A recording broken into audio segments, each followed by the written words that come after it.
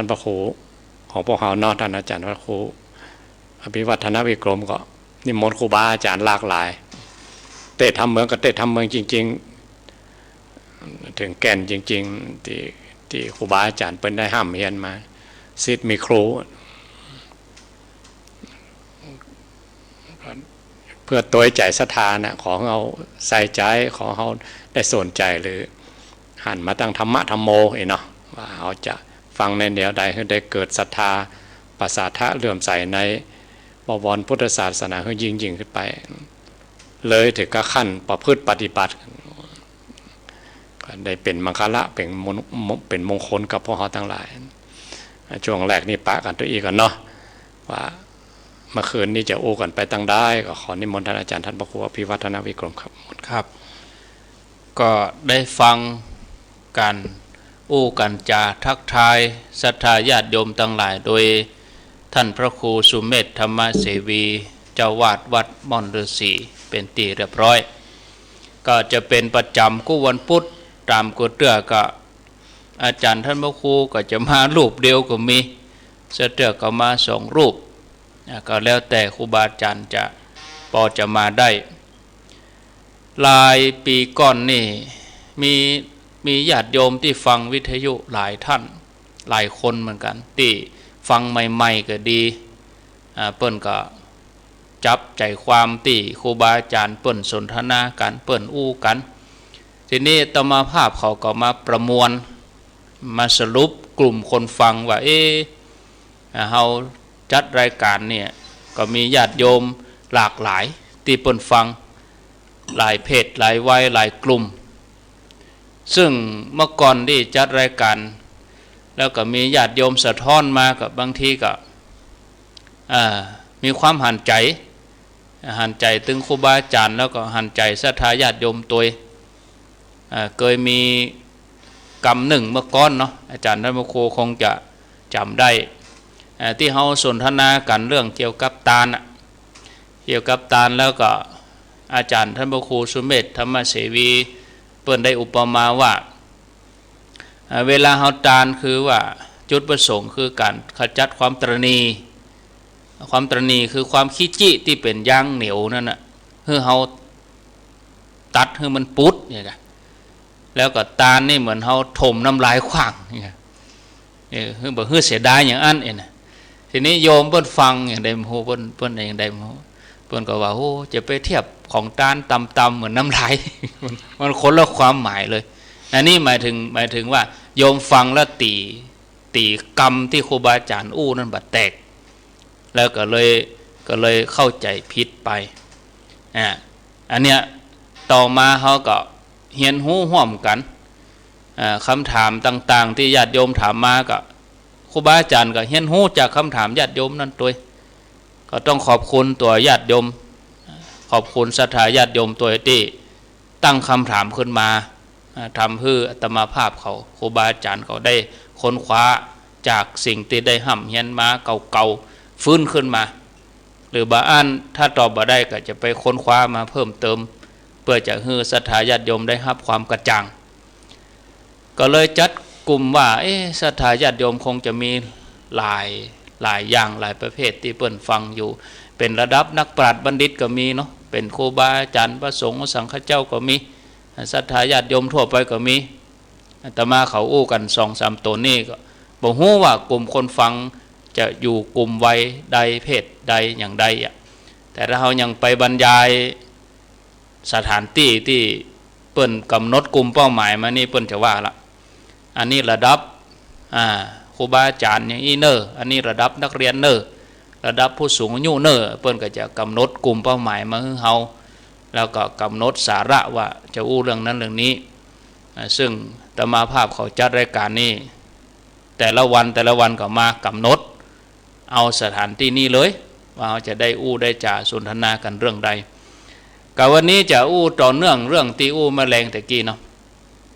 มีโยมเพิ่นถามว่าโลกิยศีลกับโลกุตระศีลซึ่งอาจารย์ธรรมครูสุเมธธรรมเสวีท่านได้อธิบายไปแล้วแต่ก็อยากจะให้อาจารย์ธรรมครู ได้อธิบายกรรมที่ว่ามรรคสี่ ผลสีนิพพานหนึ่งซึ่งเมื่อก่อนนี่เปิ้นแปลงศาลาเก้าห้องนี่นะแล้วก็คนก็สงสัยว่าศาลาเก้าห้องเนี่ยมันเนี่ยอย่างมันเป็นเก้าห้องเนี่ยก็มีครูบาอาจารย์ท่านหนึ่งก็จำได้อยู่หลวงพ่อพระครูพิทักษ์ธรรมกรเจ้าคณะตำบลเบอร์เขือแจ้วัดบ้านแจ่มเนี่ยหลวงพ่อก็ว่าก็นั่นนะก็มรรคสีผลสีนิพพานหนึ่งนะก็ศาลาเก้าห้องก็ลงเลขเก้านะก็นวะโลกุตระธรรมเก้าก็ได้ศาลาเก้าห้องก็คือตัวนี้แล้วคำว่ามรรคสีผลสีนิพพานหนึ่งเนี่ยเป็นจะได้อีเนาะครับก็จะได้กราบนิมนต์อาจารย์ท่านพระครูสุเมธธรรมเสวีได้อุจจาได้อธิบายแล้วก็จะได้สนทนาร่วมกันครับขอนิมนต์ครับแล้วขอโทษครูบาอาจารย์นะขอโอ้ในแนวแบบสนทนากันเนาะครับเสริมได้ทุกเมื่อครับไม่ใช่โอ้ไปเดียวๆนะว่าเขาก็ได้เห็นนักธรรมเหมือนกันอยู่ในนักธรรมโทครับหมดเก้าว่าครับธรรมะของพระองค์เนี่ยถ้าจะแยกกันเนี่ยมีระดับโลกิยะมันคือระดับแบบโลกหรือเรียกว่าขิหิปฏิบัติสำหรับคนชาวบ้านทั่วๆไปเนี่ยอันที่สองระดับข้อประพฤติปฏิบัติขึ้นไปแล้วก็จนเลยออกจากโลกวัฏสงสารเนี่ยเรียกว่าระดับโลกุตระจะเอาปนกันไปได้นะบางทีเป็นอย่างไป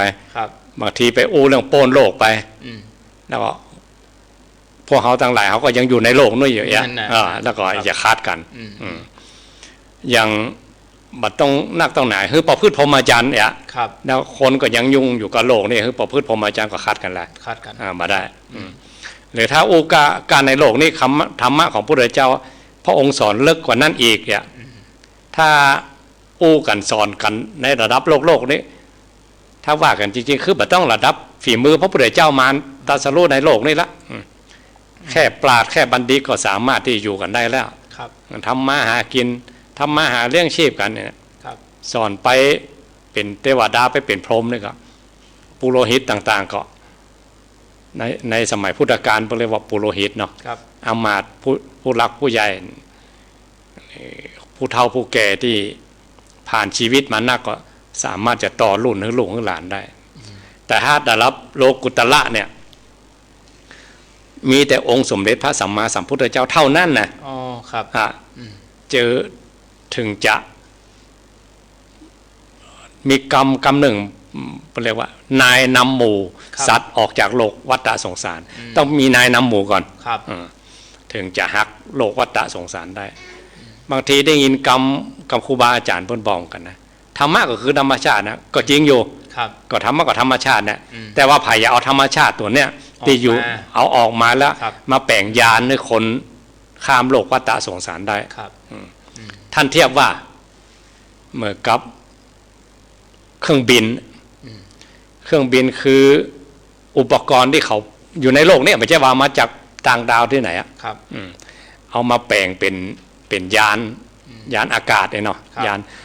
คนจากเมืองหนึ่งหรือคนเครื่องใจไม่สอยสินค้าคาร์โก้เนี่ย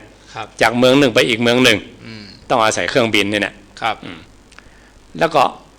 เครื่องบินเนี่ยมันมาจากไหนก็มาจากธรรมชาติในโลกนี่นะฝีมือมนุษย์แต่ว่ามันผ่ายทำมาได้เริ่มแรกก็มาจากพี่น้องตระกูลฝรั่งปะคิดค้นขึ้นมาเอาเครื่องยนต์ใส่เข้าไปก็ไม่ใช่ว่าวิจิตรพิสดารอย่างนักนะคนไปได้บักกี่คนเครื่องยนต์ใส่แต่ว่าเปิ้นยกย่องว่าเป็นครูเป็นจุดประกายคนรุ่นหลังได้แปลงพัฒนาอย่างขึ้นมาอันท่านละอ่อนได้เห็นกับว่าสองพี่น้องตระกูลไร่มานะแปลงเอาวัสดุในโลกเนี่ยแปลงยานเนี่ยจากเมืองหนึ่งไปอีกเมืองหนึ่งอันนี้เรียกว่ายานในโลกนี่แต่พระพุทธองค์ก็เหมือนกันที่ธรรมะก็คือธรรมชาติก็คือของที่มันอยู่ในโลกเนี่ยแต่พระองค์มาแปลงอุปกรณ์เป็นสิ่งที่เป็นยานปาคนในโลกนี่ข้ามโอคะวัฏฏะสงสารเนี่ย เปิ่นเทียบถ้าเขาได้ไปอ่านพระสูตรหรืออ่านชาดกอย่างนี้ ครับ พระองค์บอกพระองค์จะแปลงสำเปาแก้วสำเปาคำบรรทุกคนข้ามโอคะวัฏฏะสงสารเนี่ย เป่าคำลำใหญ่กว้างเลยนะ นั่นนะครับ เป็นยานใหญ่ข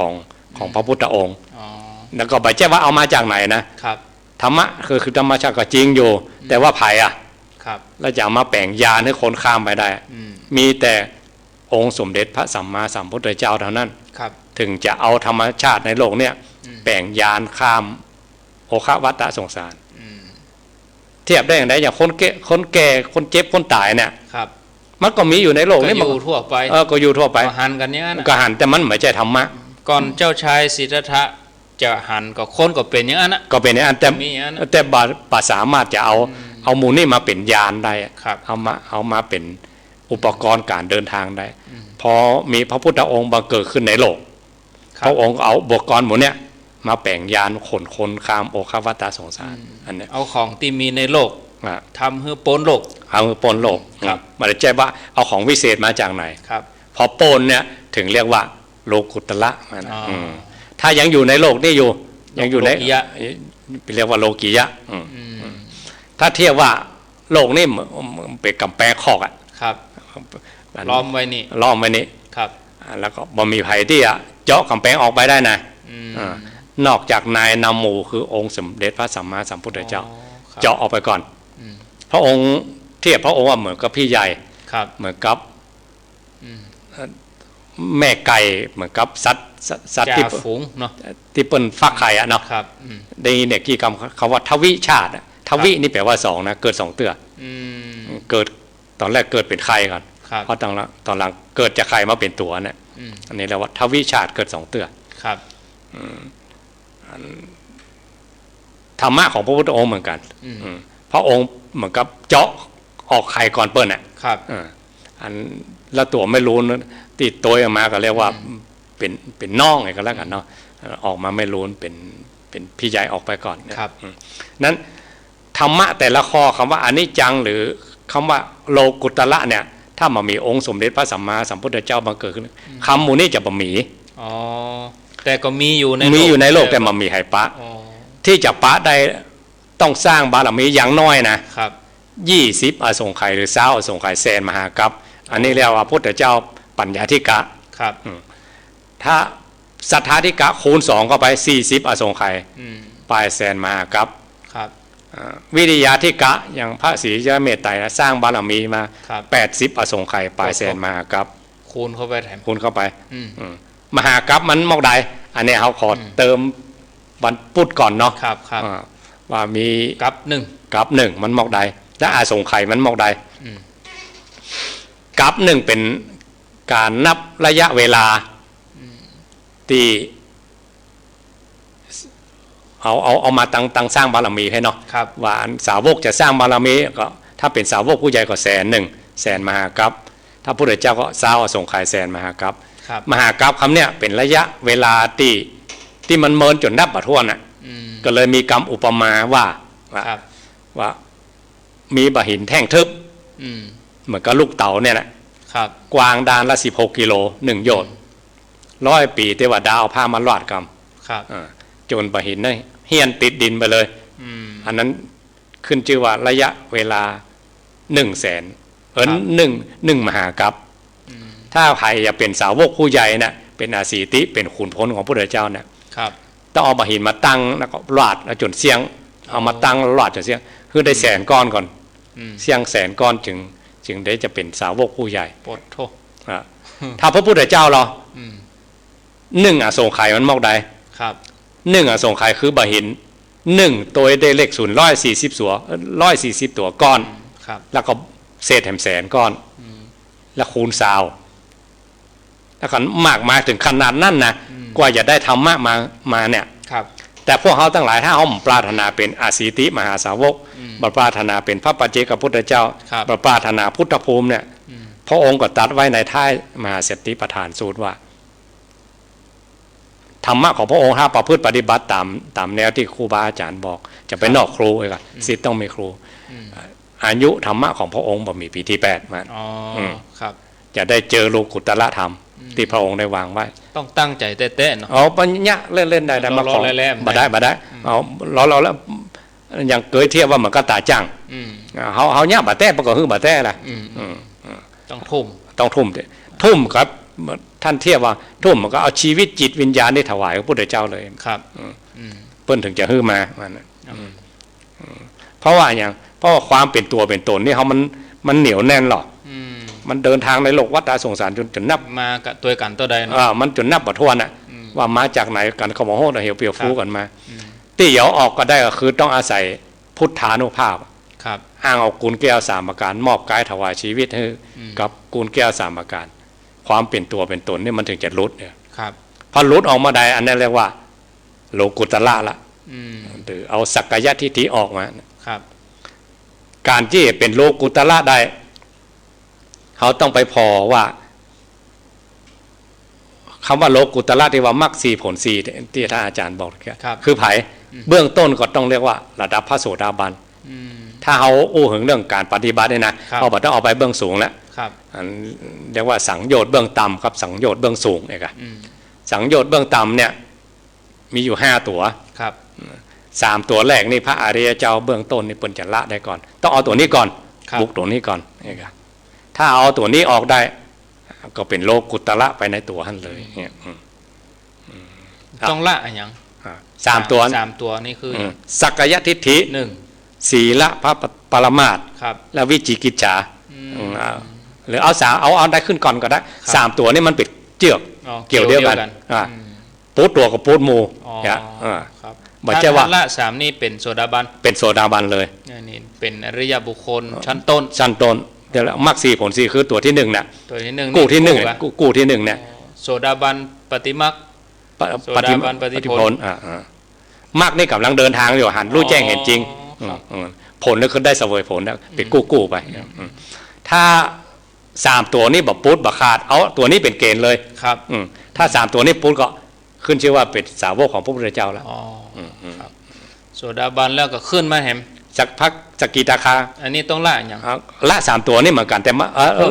เพิ่มขึ้นมาเหมือนกันเรียกว่าสังโยชน์เบื้องต่ำนี้เบาบางลงไปจะมีปฏิฆะกับกามราคะนี่เบาบางลงไปแต่3ตัวนี้ตัดเท่าเดียวกันครับและอีก5ตัวหลัง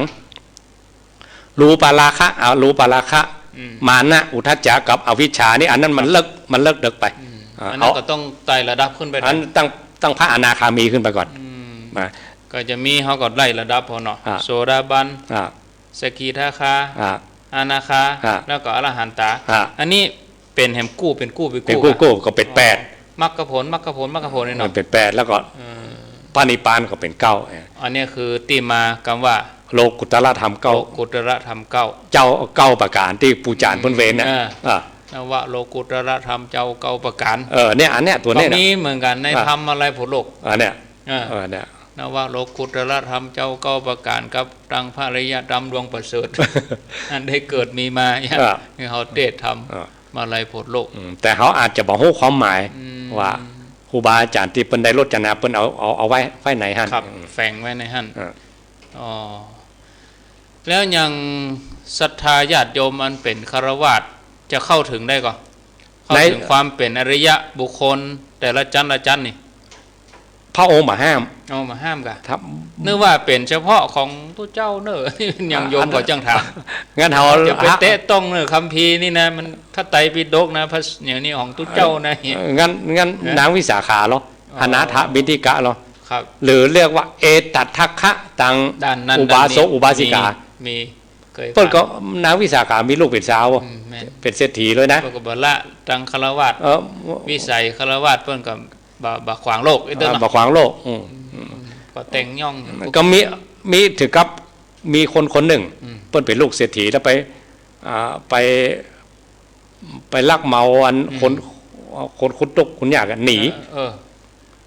นีจากผักกูลตัวเก่านะครับแล้วซ้ำมันแฟนเปิ้นเป็นนายพรานป่าอ่ะครับแล้วก็บ่ผิดกะก็เปิ้นทำหน้าที่เป็นภรรยามันว่าเกี่ยมครอบเกี่ยมครัวผัวไปล่าสัตว์อยู่นะนั่นก็คือทำหน้าที่ภรรยาทำหน้าที่ภรรยาที่ดีเปิ้นไม่ใช่กับไปฆ่าสัตว์เนี่ยแล้วก็อัน ก็ถามว่า อืม เปิ้นบ่ผิดกันใน ครับ ในเพราะว่าพระโสดาบันบ่ทำบาปเนาะแล้วก็ครูบาอาจารย์เปิ้นแก้ว่าเปิ้นทำหน้าที่ภรรยาเปิ้นบ่ใจเปิ้นบ่นึกว่าอย่าไปฆ่าสัตว์ตัดชีวิตเองครับแล้วตอนหลังนั้นอันป่อเนี่ยก็ไปเข้าไปป่าไปล่าสัตว์ ครับ แต่อันคนในครอบครัวที่ประกูลเนี่ยเข้าในค่ายพระองค์หมดอะ นั่น อ่า เว้นคนที่เข้าป่า ไปถึงหมดเนี่ยถึงครอบครัวเนี่ย อ๋อ เข้าในข่ายยานของพระพุทธเจ้าพระพุทธเจ้าก็ไปนั่งในป่า ได้มาโพด คนนั้นไปล่าสัตว์มันนำปนบาน แขน แกนจะว่าอันนี้เอา กับอันนี้เป็นที่มา อันที่มาที่แกนนี่แหละ จะไปเข้าป่าไล่เราปะดูเจ้า แกนแล้ว ออกบ้านมาจับยาม ไปตกจำก็ไปได้ละ มดชิดแล้วเนาะ จอมเบ็ดก็ไป แต่ ได้ ว่ารถเวลาโยมเปิ้นขับรถกรุงเทพเปิ้นก็เอาตัวเจ้านั่งนี่เป็นมงคลของมันนะเขาชอบนะแท็กซี่ก็อย่างก็อ่ะ แท็กซี่ถ้าคนเกิดในแท็กซี่นี่สั้นดี ชอบ เขาจะหมานสุดปีหรือทะเลนะครับถ้าลงทะเลถ้าปะซบนี่นะเขาขึ้นเลยอะ เอาขึ้นมาเลย ก็นักหมานเรื่องทำมากินเรื่องต่างครับ รู้กันก่อนว่าอันนั้น โดถ้าซบลอยกลางทะเล หรือแท็กซี่ถ้าคนไหนปะไม่มาเนี่ยนะถ้ามันมาเกิดในรถมาเนี่ยนะ เหมาะเลยเนาะ เปิ้นเดือดเปิ้นยันสักดี โอ้เขาก็ ถือเขาถือมันนะอันนี้มันตังกรุงเทพได้ก็ โมโหอ่ะตังกรุงเทพ ตังเชียงใหม่เฮานี่ผมบางทีแต่ก่อนไปเรียนหนังสือเนาะก็รถมันก็เว้นตัวเจ้าน่ะมันบ่ใครฮับเฮาเป็นเนนมันบ่ใครฮับมันว่าตัวเจ้าจ่ายเกินราคาแล้วอันนี้เหมือนกัน แล้วก็มีเรื่องกันเหมือนกันนะเมื่อวานก่อนน่ะที่รถเมย์มาฮับตัวเจ้าได้จ่ายเกินราคาเด็กก็ยอมจ่ายเต็มอันนี้วกมานี่เหมือนกันเนาะ ครับว่าอันเปิ้นไปเป็นนายพรานไปล่าสัตว์เนี่ยก็ไปปะพุทธเจ้าซ่ออย่างอื่นก็ง่ายได้อ่ะยิงพุทธเจ้าแล้วเกลียดตัวแกนมันนี่ไล่ก็วันนี้วันถึงวันก็ได้ถึงวันน่ะออกมาจับนี่เหลืองเพิ่มนี่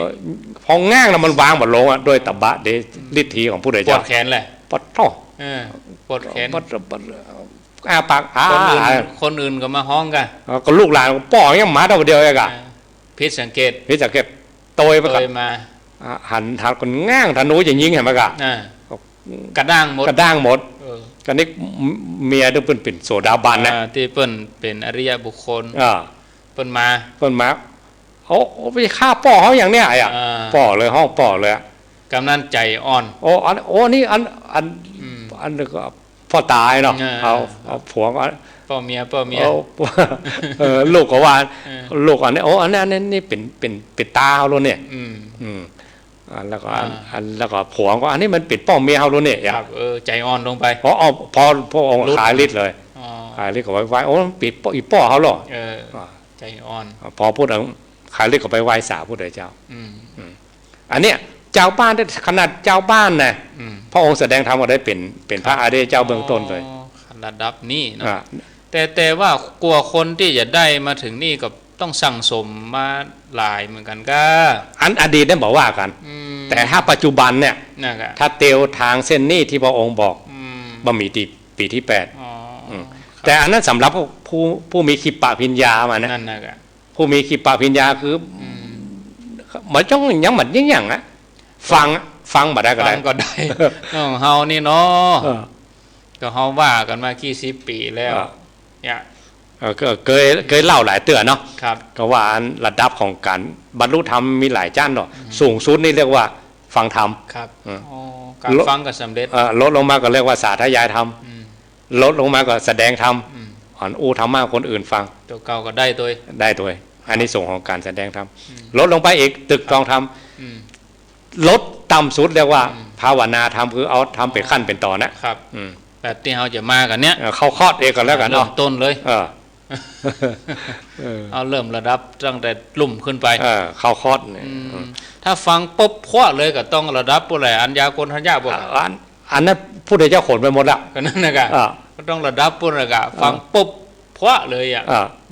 อันนั้นระดับหมู่นั้นเมละเสียงหมดแล้วบอกต้องได้มันก็มีเหมือนกันก็ได้แสดงรอบ2รอบ3เนี่ยอันนั้นถือก็รวมเรียกว่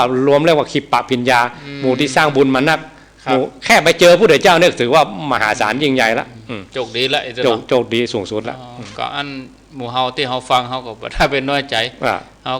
าก็มาได้เกิดมาได้ปบเนาะ แค่ได้มาปะเนี่ย อืม ถ้าเขาได้ฟังลุงหนานว่า ค นะ รับอืม อันนี้พระพุทธองค์เทียบ มา อุปมาว่าเหมือนเต่าตาบอดการออกจากปากแม่น้ำไป ครับ ถ้าเต่าตัวนี้อายุยืนนะ อืม เทียบอุปมาว่าเหมือนกับ100 ปี 100 ปีไหน ออกมาหายใจเตื้อง ตาบอดโดยแหบซ้ เอาเว้ย ำอ่า แมนมาเตื้อหนึง 100 ปี พด การไป จบ การไปก้นทะเลพุ่นนะ อ่า มาได้กับหมูละ อ่า ไปที่ไหนกับหมูอ่ะ ครับ มีการน้ำกับฟ้า อืม 100 ปีก็มาหายใจเตื้อง พดจดมาเตื้อ แล้วก็บนผิวหน้ามี ครับ แอกที่ใส่คอควายว่านะ อืม เคยหันเปิ้นไถนาโบราณก่อน ครับ นะแอกนั้นมันประมาณ เปียกว่องตัว แล้วก็เปิ้นจะใส่มาจากกล้ามตีนอกอะนะครับ ดึงไถอะ อืม ดึงแอกดึงไถนะ อืม และแอกแล้วก็ลอยออกจาก ครับ ทะเลไปไหนกับหมูอ่ะ อืม แล้วเหวเปียวฟูไปได้ไหนบ่หันกับน้ำกับฟ้าเหมือนกันเนี่ยกะ อืม แล้วก็100 ปีที่เต่ามันอยู่ก้นทะเลนะครับ ขึ้นมาหายใจแต่มาซุบบ่วง นั่นมันมาจับเหมาะกันเนี่ย แล้วลองคำนวณถึงความ โอ้ยากอะ อ่ะ 0.0000พุ่นน่ะเปอร์เซ็นต์น่ะ อ่า บ่มีหนึ่งนะ ยากเลย บัดต้องว่าทะเลทั้งโลกเนาะ บ่ต้องไปงมเข็มแล้ว ทะเลแค่ทะเลมหาสมุทรแปซิฟิกเนี่ย อืม ถ้าเราขี่เครื่องบินนี่เนาะ อืม จากจีนหรือไต้หวันหรือ ครับ ฮ่องกงหรือญี่ปุ่นเนี่ย อืม ข้ามแปซิฟิกจะไปอเมริกา ครับ นะ ยังไก่ยาวนานมาก 13 ชั่วโมง โดโอ้ เขาไปกรุงเทพนี่นะครับ 45 นาทีอ่ะ อืม อันนี้จังหวัดกรุงเทพนะ 13 ชั่วโมงก็แสดงว่ากว้างใหญ่ไพศาลขนาดไหน อ่าอันนี้ทะเลเกิงโลกว่าได้นะ โอ้ครับ และเต่าตัวนั้นมันไปที่ไหนบอกฮู้อ่ะ นั่นน่ะ ทะเลเปลวฟูบะ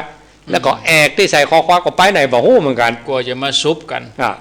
อันนี้โอกาสจะมีอย่างนั้นก็ ซุปหลัง100 ปีกันแล้วนะออกมาเตืองนะ โตเอาดีไม่ดีก็แอกจะพวกไปก่อนกัน เทียบว่าเหมือนกับเขาได้อัตภาพมาเป็นมนุษย์นี่นะ ความย มีร่างกายสมบูรณ์พร้อมมีสติปัญญาพร้อมเนี่ยแล้วมาปะศาสนาของพระพุทธเจ้าที่ได้วางไว้เนี่ย โอกาสมาปะแล้วเนาะ อ่า อย่าไปปล่อยโอกาสไปเสียเวลาไปได้ไปได้ เต่าที่อย่ามาซุบบวงยังมีเปอร์เซ็นต์นักกว่าที่สัตวโลกทั้งหลายที่เวียนว่ายแต่เกิดใน ยังหนักกว่าอยู่ นักกว่าอีก โอ้ที่เขาได้จัดชั้นมาเป็นมนุษย์นี่นะ อ่า ปอดเท่า อ่า สัตยาญาติโยมอ่า อันนี้ อ่า ได้เกิดมาจัดหนึ่งก็ถือว่าดีที่สุดแล้วนะ อย่างเนี้ยเดี๋ยวนี้ฝนตกเนาะ อืม เอาเปิดไฟกลางแจ้งแมงเม่ามาเป็นหมูนะ มาแล้วพุทโธ ตัวหนึ่งกับชีวิตหนึ่งนะวิญญาณหนึ่งนะ ไม่ได้หารมันผูกสักก อ่า ำจะกิมเอาไปจด อ่า หมับไป จะกิมก็ดี เออ บินลงต่ำน้อย ครั กับบ อึ่งก้าข้างข้าง อ่าก บก้าอย่าง อ่ะมันมาใจจัดเกิดมันนะ มันเกิดได้แต่อันอ่ะ อ่า บาหารมันผูกสักก แล้ว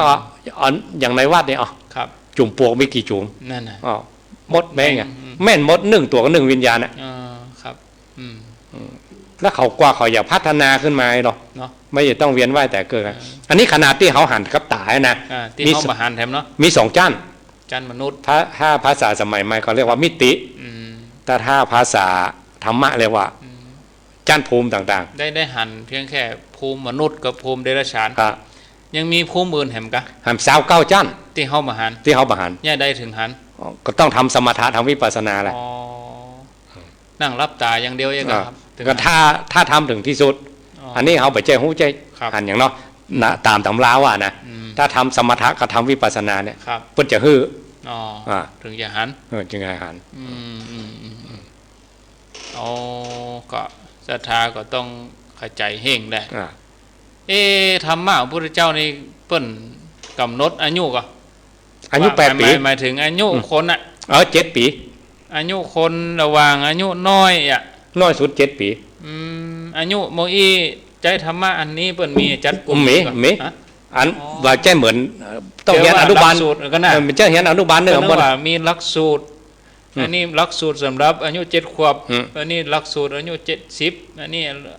วัยรุ่นนี่ผู้เฒ่าเอ็มแจกอะ มีพิเศษ2 คนในสมัยพุทธกาลนะ อันพระเอกาธีปิยะนี่อายุ4 ขวบเกิง 4 ขวบนี่น้อยสุดเนาะ น้อยที่สุดมีหลายเท่าละ อ๋อ 4 ขวบเกิงปัญจศีละสมาทาน ครับ 5 ขวบ โอ้ นอกนั้น7 หมด บัณฑิตสามเณรติสาสามเณร 7 หมด อันนี้7 หมด 4 ขวบบ้านเฮานี่ก็ยังโคเล่นน้ำฝนอยู่ เนาะ อ่า แล้วก็ถ้าเอาว่าถ้าอู้ต่างเลี้ยงต่างระดับหลักสูตรกันเนี่ย ครับ นั่นหมู่นี่ที่เขา7 ขวบแล้วพระอานนท์สำเร็จอายุ80ป่ะ นั่น แล้วมันบ่ลำเอียงว่ะ แท้กะ อ่ะ พระนนท์เป็นคลังปัญญาได้แท้ อ่ะ อืม แล้วก็นางวิสาขา7 ขวบเหรอ ครับ ได้ ความโสดาบัน ได้เป็นโสดาบันละ อืม แล้วบ่ลำเอียงว่ะ เนี่ยธรรมะทำเอียงเหมือนกันก็ อ่ะ ธรรมะ แล้วก็ไม่มีหลักสูตรอันใดที่ว่า อืม อย่างบัณฑิตสามเณรก็7 ขวบได้เป็นอรหันตา อืม พระอานนท์80อ่ะ ก็บ่แน่นอนเนาะ มันแน่ ได้หมด ได้หมด ทั่วไป ทุกเพศทุกวัย อ๋อ แต่ถ้าเกณฑ์มาตรฐาน แต่ต้องได้จัดจันมนุษย์อย่างเดียวก็เนาะ อ่า ถึงจะได้หู้เนี่ย อันเทวดาก็ได้ แต่ว่าถ้าเทวดาต้องสำเร็จทำจากเมืองมนุษย์ก่อนไปนะ ต้องมีตื่นก่อนเนาะ ต้องมีตื่นก่อน อ่า แต่ถ้าสมัยพุทธกาล อืม พระองค์ไปโพธิ ไป หรือ โพธิบนบุรุษ หรือขุนพลของพุทธองค์ไปโพธิ อืม นั่นได้สามารถจะดึง ครับ ดึงจิตของพวกพรหมพวกเทวดาออกได้นะ อ๋อ แต่ถ้าตัวเก่าปฏิบัติด้วยตัวเก่าเอง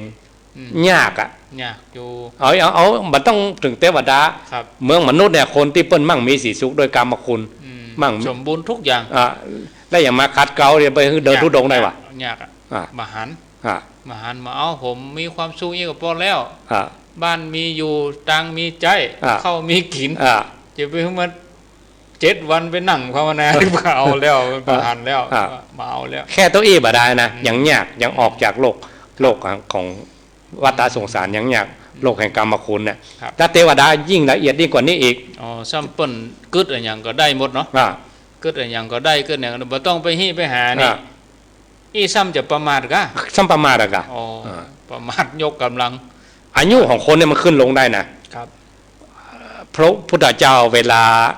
จะมาตรัสรู้ก็มีกฎเกณฑ์ของมีกฎมีเกณฑ์เหมือนกันนะ ถ้าคนต่ำกว่าอายุ100 ปีขึ้นมา เพิ่นก็บ่มา บอกมา อายุนักกว่านั้น อายุ ก็ประมาณ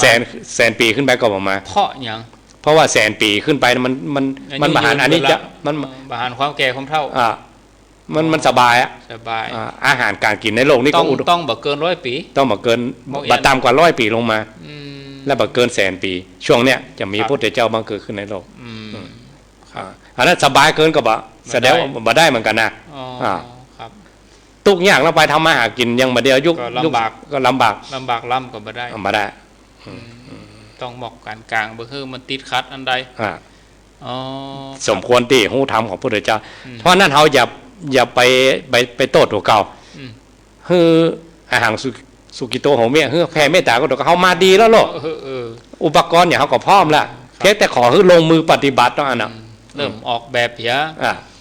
ลงมือปฏิบัติ มันมีกล้าออกแบบแบบเดียวอะ อ่า ได้ลงมือปฏิบัติอะ อืม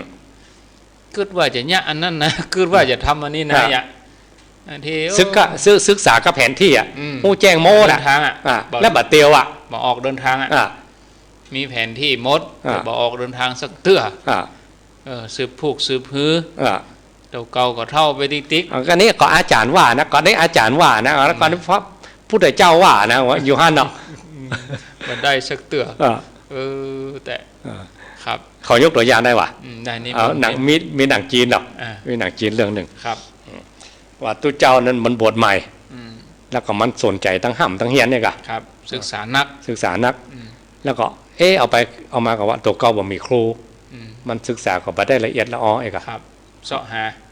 เขาควรจะเสาะหาครู ครับ อ่า อืม ไปก็ได้ยินข่าวว่าหลวงพ่อบนดอยบ่ อืม เป็นตู้เจ้าที่สอนเก่ง อืม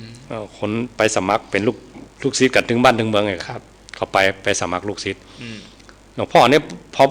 ปิ้นฮับยากเหมือนกันนะเพราะคนก็ตังอยากไป เปิ้นผ่านมานัก อ่ะ ก็แย่งพร้อมกัน ปกติพอเอาเลยมาอยู่กับหลวงพ่อก็มา หันแววดีก่อน ก็หันแววนะกั หั น นแววเลยรับสมัครเลย ฮับสมัครนะครับ แล้วก็วัดเนี่ยเปิ้นส่วนมากไปสวดมนต์กันเนาะสวดมนต์กันวันข้ามเนี่ย ครับ แต่ตู้เจ้าเดี๋ยวนี้มันบ่ชอบมันบ่ชอบ มาชอบสวดมนต์ แล้วมันเป็นห้องสมุดมันมีห้องใหญ่ว่าเนี่ย ครับ โอ้หนังสือหนังหามากมายปานนี้กันเนี่ย ครับ เข้าไปอ่านนะ อืม อ่านวันค่ำวัน2 วันแรกหลวงพ่อก็ว่าอย่างนั้น อืมต่อไปเมินเข้า เมื่อเข้าก็หลวงพ่อก็เข้าไปก็ บอกไปเตือน ก็ไปเตือนว่าโอ้ตามภาษาบ้านเขาว่า ครับ ท่านในนตุเนี่ยเนาะ อืม วัดเฮามันเป็นวัดปฏิบัตินะ อืม เปิ่นสวดมนต์ไหว้พระเปิ่นเจริญเมตตาภาวนากัน จะมาเมาหนังเฮียนนี่ได้ มัน ละ เป็นแพกหมู่หลวงพ่อนะ เออ อัน หลวงพ่อพอดีหลวงพ่อมีเสี่ยวในเวียงบ่ อืม อันที่เมืองหลวงมันนะครับ หลวงพ่อไปเฮียนมาเองอะ อืม แล้วก็เสี่ยวก่อนเป็นเจ้าอาวาส อืม หลวงพ่อก็เลยบอกชื่อวัดโอ้วัดอันนี้มันอันดับหนึ่ง อืม ห้องเต้อุปถัมภ์เขาเนี่ย ครับ หลวงพ่อจบสำนักนั้นมาอ่ะ อ่า ไปเฮียนเอากับมันชอบอยู่แล้วเนี่ย อืมอืม อืม ก็ไป ไปเลย ครับ ไปก็มันไก่เนาะ อืม แต่ไปรษณีย์จีนของโบราณปก็มีเพิ่นว่ามาเหลวอีหรอก ครับ มาเหลวมันใจมากครับอย่าง ด่วนเลยเนาะ อย่างด่วน ครับ ก็เขียนจดหมายเหมือนกันนะ ส่งไปตั้งหน้า ส่งไปตั้งหลังคือหลวงพ่ออะ อ๋อ ไปถึงฮั่นแล้วเนอะไปถึงฮั่นแล้วเนอะ อ๋อ ก็ส่งข่าวไปเลยแหละจนไปถึงเมืองหลวงเป็นเดือนหมดอ่ะ อืม ก็เอาจดหมายที่หลวงพ่อขึ้นมานะครับ หลวงพ่อฝากเพราะเจ้าอาวาดหันจดหมายมันเซี่ยวกันนี่ อ่า เซี่ยวฝากมา อ่า ก็ รับเลย ครับเลย อ๋ออันนี้เด็กเส้นเด้อเนาะ เส้นกับเส้นเลยล่ะเด็กเส้นเลยล่ะ เส้นก๋วยจับเลย เพราะแต่ละสำนักมันก็ฮับกันยากเหมือนกันนะ อ๋อครับ เขาจีนโบราณนี่เป็นนับถือกัน อืม มันนักอ่ะนักศึกษาตุเจ้านักเนาะ ครับ แล้วก็เปิ้นมีหลากหลายสาขาวิชา ครับ ตู้จะเฮียนอย่างก็ว่ามา อ่า ก็บอกว่าอยากจะเฮียนพระไตรปิฎกมัน อืมชอบอ่านหนังสือ อืม เอาเลย ครับ ครูเพิ่นก็เก่ง อืม ตู้เจ้านี่ก็สนใจก็เก่งเหมือนกัน ครับ เฮียนถึง7 ปีว่าเนี่ยโจย โทษโทษ อืม อ๋อ จบพระสูตรจบอัน ครับ พระไตรปิฎกมันก็ อืม เขาโจเขียนจดหมาย ส่งให้อาจารย์ ว่าเสียกามาเร็วไป อืม บอกว่าจะปีกแล้วเฮียนจบมา ครับ เอาหลวงพ่อเอามาเลยมา อืม ว่าในสำนักเขานี่ยังบ่เคยมี ขา ใคร ดอยู่นะ มันมีใครจบพระไตรปิฎก อืม เนี่ยเป็นต้นแรกของสำนักเขาเนี่ยนะครับ ก็คือหลวงพ่อเรียกว่าสำนักเขาเลยนะ อ่า มาเลย ปีกมาถึงแล้วเนี่ย มาก็ส่งข่าวไปตลอดว่าเพราะว่ามาเร็วนี่มันโวยกว่าเนาะ อืม ก็มาถึงที่ห้าก็บอกไปตลอดเลย ครับ คราวนี้บอกว่ามาถึงที่นี่วัดพุกจะถึงแล้วเนอะ อืม หลวงพ่อก็เกณฑ์คนถึงบ้านน่ะ ครับ แล้วตุเจ้าในวัดมาก็นักมีเป็นร้อย อืม หลวงพ่อเขาแต่งชุดเต็มยศเลย ตอนรับอ่ะ อ่ะ ปโทษ พอตั้ง2 แถวฝากหนึ่งเป็นตุเจ้า อ่า ฝากหนึ่งเป็นศรัทธา อืมเพื่อเกียรติขนาด เมื่อ เนาะ เกียรติขนาดนั้นหลวงพ่อที่เปิ้นมียศสูงๆเลยนะ อ่า ใส่ตาตะลางสีเหลืองสีแดงหรอเคยหันก็ มี พระจีนนะครับ อืม อันพระ แต่งเต็มยศ บวช เลย บวชใหม่ๆต้องใส่สีเทานะ อืม ถ้าบวชแบบเมินๆเล แต่ ย สีเหลืองเนี่ยมี มีตาตะลาง สีแดง อ่า อันนี้อันพระผู้ใหญ่นะออกมาต้อนรับอันถึงวัด อ๋อครับ เพื่อเกียรติขนาดนั้น อืม พอตุเจ้านี่เจาะมอเขาว่าเอ้าอะไรอย่างกันเนี่ย โทษตั้งขบวนกันปโตแห่แหนแต่เต้กันเนาะ หลวงพ่อมาเลย อ่า อันเนี้ย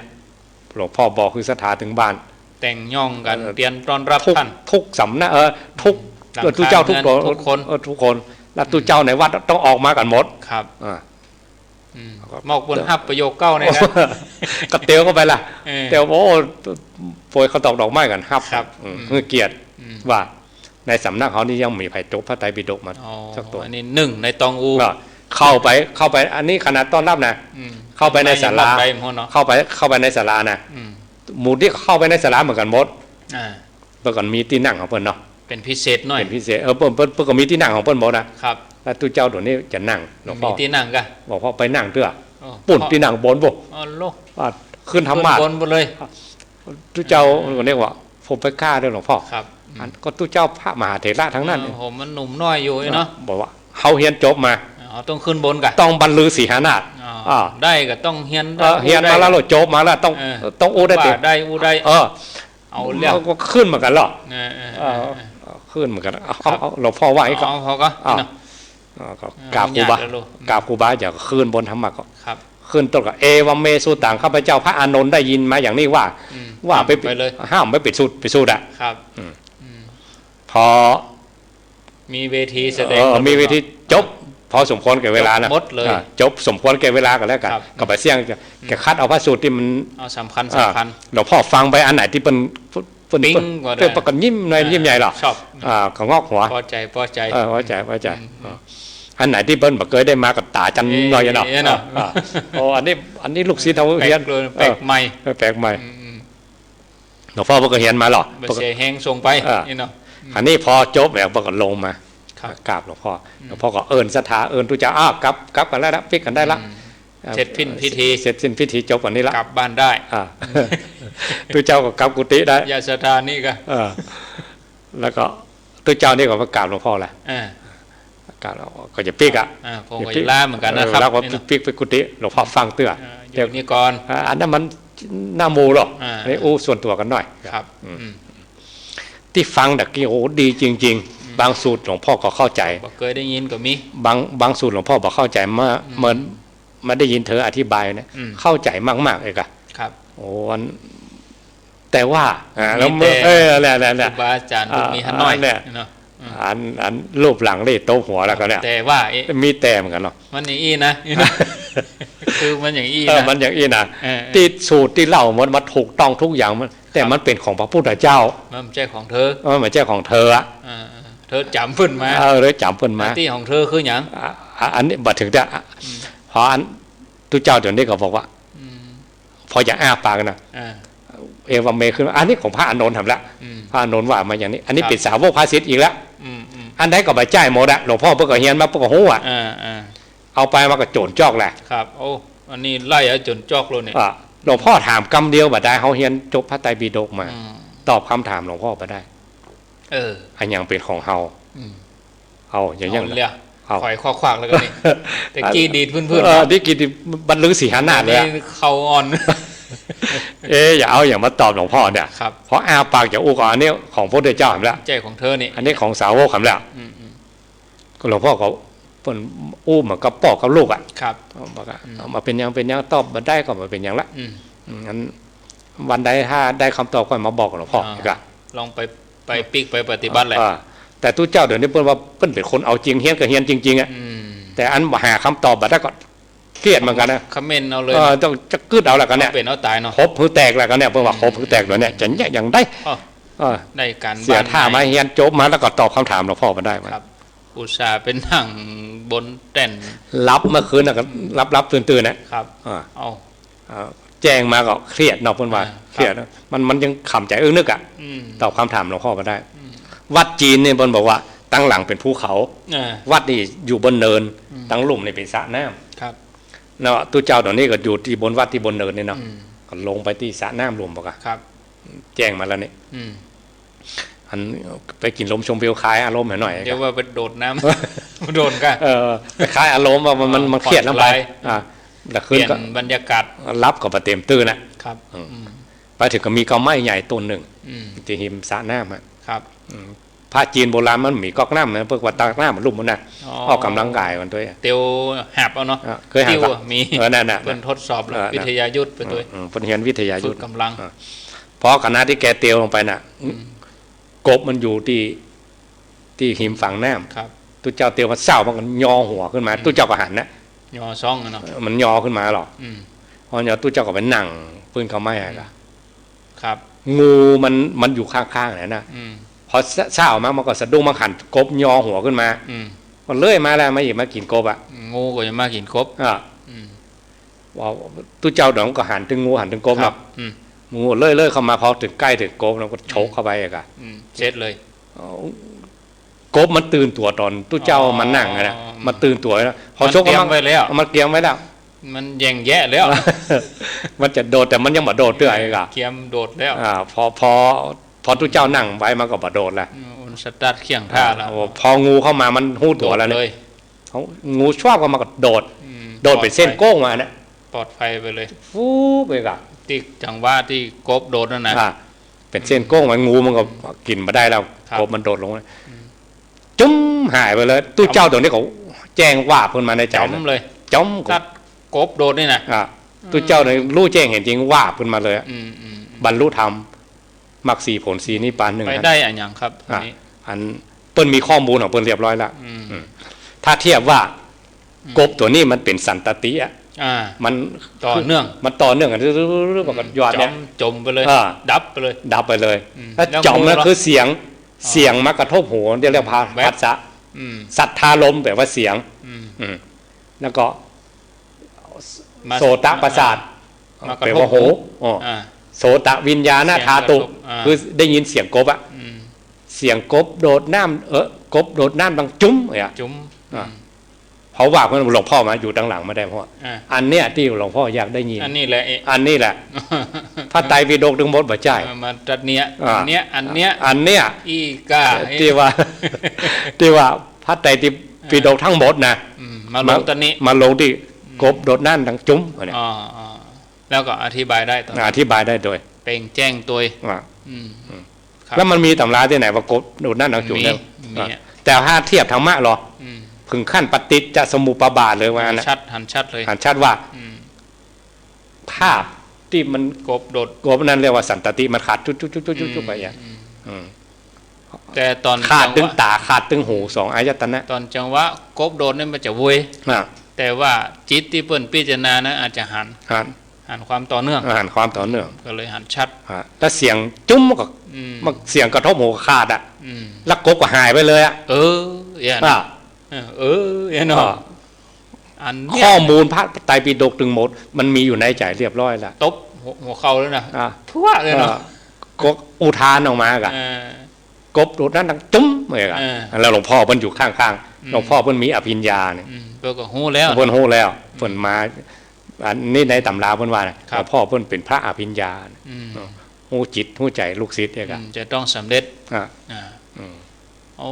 ครับ อันนี้เรียกว่ามรรคสี่ผลสี่อยู่ที่นี่ นะ อ่ะ ลงตันนี้ อ่ะ เนาะ อ่ะ อันนี้ ที่ไหนหนังสือเฮียนมา7 ปีไปจ่ายสักอ่ะ ใจสักครั้งจุ๋มนี่คือตัวหนึ่งนั่นแหละ อ่า นิพพานนั่นแหละ อ่า นิพพานหนึ่ง อ่ะ เนาะสุดท้าย อ่า ดับจุ่มเย็น อ่า เนาะเอ้า3 ทุ่มจะเช้าแล้วครับ โอ้ เว้ยเหมือนกันนะชั่วโมงไป โอ้ จะ ได้ ได้เกือบ2 ชั่วโมงแล้วชั่วโมงจะเกินละ ครับ เอาลองฟังสถาญาติโยมเนาะ ครับ อาจารย์เป็นคนนี่เนอะผมจะเป็นคนจดนะ เอา เพราะ เอา ว่าหมายนิมนต์กัน อัน เขียน อัน เออ มัน มันเป็น อย่าได้รสชาติอ่ะ มันใกล้ฮัน ฮะ อู้ตัวกัน โอ้เดียวกันเนาะโอ้เดียวกัน ครับ เอา อ่ะ เดี๋ยว ญาติโยมจะโทรมาก็แลกเปลี่ยนเรียนรู้กัน ครับ ที่เบอร์ 052 010 084จะหน่วงเวลาไปน้อยหนึ่งเนาะ ครับ คณะศรัทธาทั้งหลายวันนี้ได้ฟังเล่าขวัญกันหน่อยเอกะว่าเป็นอย่างใดพ้องโทรมามาจากกันเนอะ052 010 084ได้วางสายแล้วเนอะว่าวันนี้ได้หนังจีนเรื่องหนึ่งแล้วก็กับท่านอาจารย์เรื่องกฐินฟังกันเป็นอะไรพ้องเจริญปอนเจริญปอน ลุดไป รุดเอา ไม่ เปลี่ยนสายใหม่เนาะโทรมาจากกันเนอร์052 010 084เจริญปอน ธรรมศาสตร์เจ้าทั้งโตทั้งหกตนทรงองค์นะเจ้า แม่สายทอง แม่สายทองบ้านทุ่งโป่งหรือบ้านห้วยการ เดี๋ยวนั่งฟัง ว่าอย่างได้พ้อง อันนี้ยังก็เข้าใจดีนี่เจ้า เข้าใจว่าอย่างได้เล่าขวัญกันหน่อย เจ้ากำลังใจนะเจ้าธรรมศาสตร์เจ้า โม เอา ทนา คือกำลังใจเนาะ สายต่อไป สายต่อไปวางสายแล้วเนอะ052 010 084เจริญปอน เจ้าพระเจ้าท่านพระครูทั้งสองนะเจ้า ไผ่เอ่ย แทนพม แสนพรหมเจ้า แม่สุทัศน์ แม่นก่อ เราได้เข้าใจดีเจ้า เข้าใจว่างได้ เข้าใจว่าที่เพิ่นพระพุทธเจ้าเจ้า ขยายความเลยเหรอ ขยายความก็คือมันเป็นหูหมดอาจารย์เจ้า เออ จะขยายความได้แหละ เพิ่นหู้หมดเนาะ เจ้า ฟังแล้วม่วนมาต้องจำก็ได้ไหมนะฟังแล้ว เจ้าแม่นำว่าเขาจำเป็นเรื่องอะท่านบางคนมันผ่านหูผ่านใจเขาเนาะเจ้า แค่ปลื้มใจในการฟังนี่ก็ เจ้า เป็นธรรมะแล้ว ปลื้มใจเจ้า ขอก ำลังใจนะเจ้า จะอนุโมทนาบุญกับแม่สุทัศน์แสนพรหมเด้อ เจ้าสาธุสาธุ บุญรักษาโทรมามาจากกันเนอร์052 010 084เจริญปอน เจ้าพระสาเจ้า ไผ่เอ่ย ส กำลังใจนะเจ้า พายโทรมาจากไหนเจ้า ฟางเจ้า ฝาง แม่ชื่ออย่างก็ แม่สวัสดิ์เจ้า แม่สวัสดิ์แม่สวัสดิ์อายุต่อใด 65เจ้า ฝั่งนี่อยู่ตำบลบ้านอย่างก็ บ้านสีดอนชัยเจ้า บ้านสีดอนชัยเนาะ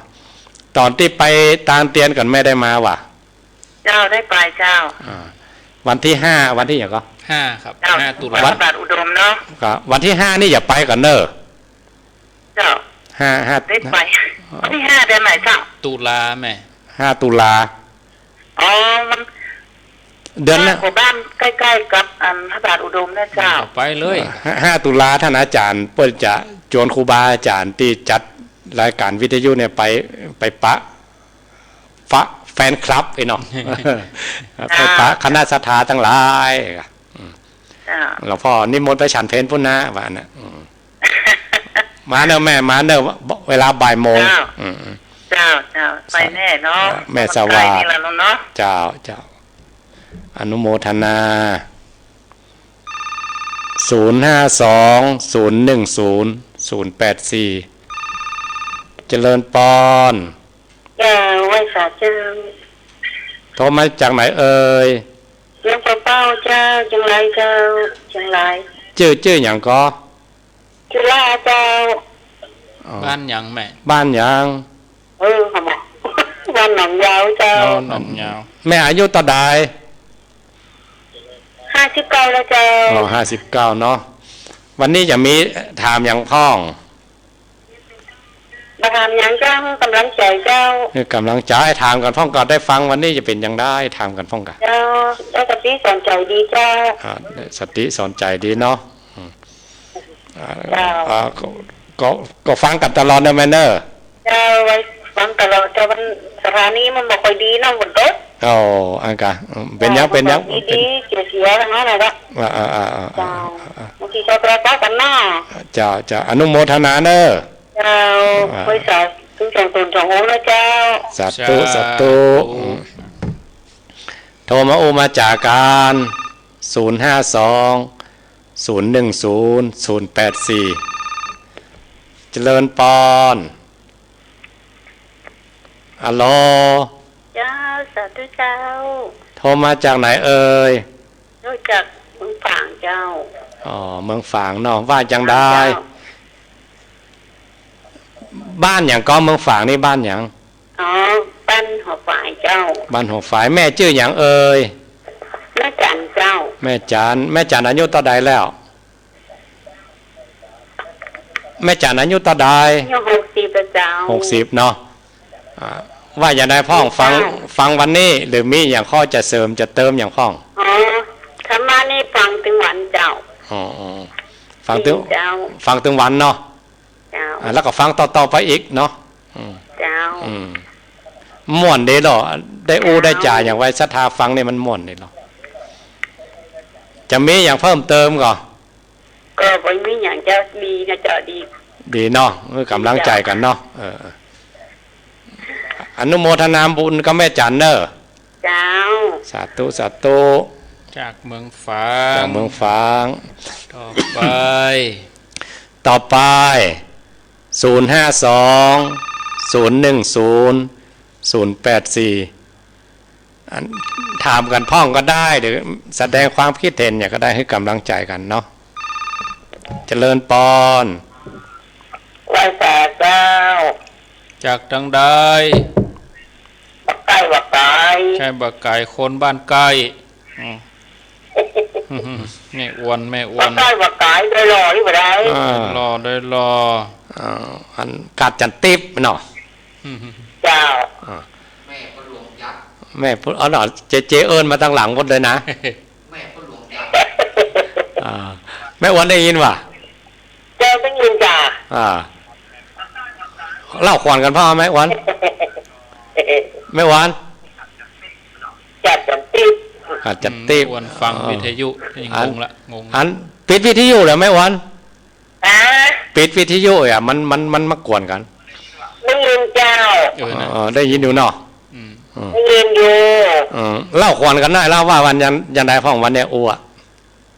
เล่าก่อนจะท่าพระโก เล่าขวัญตุ้ย เมื่อตอนก็ฟังแล้วก็โทรมาได้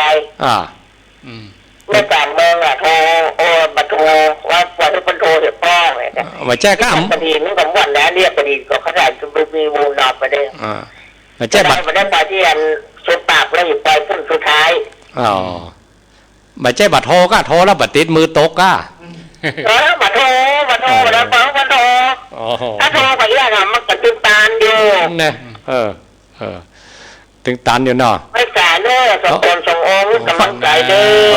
ฟังไปแต่ยังโอ้กันหมายแห้งเดี๋ยวนี้ จริงได้จะว่า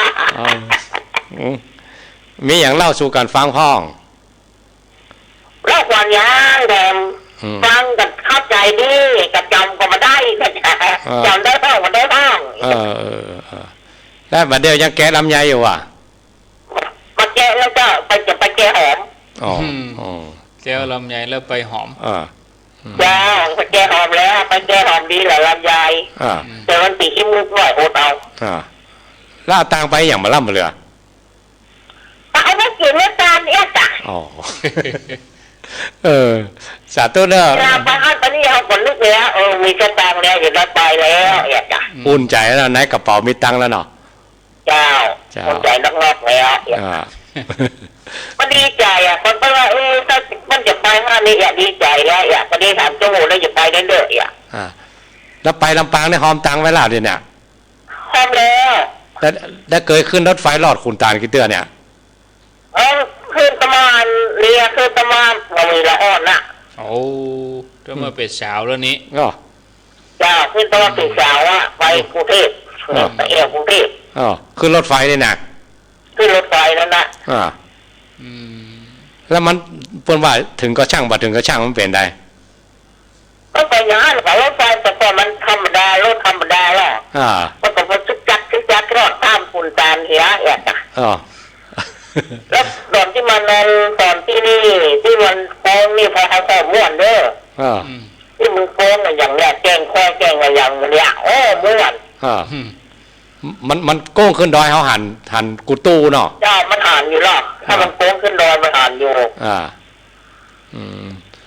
อันนี้วันไปทอดกฐินโบกมือใส่กันเนอะเมื่อวันเนอะจ้าวันนั้นมันได้ปรับมาไปเที่ยที่โปรอัตตีเลยจะไปภาคกลางพอสุดท้ายกว่าอันกะ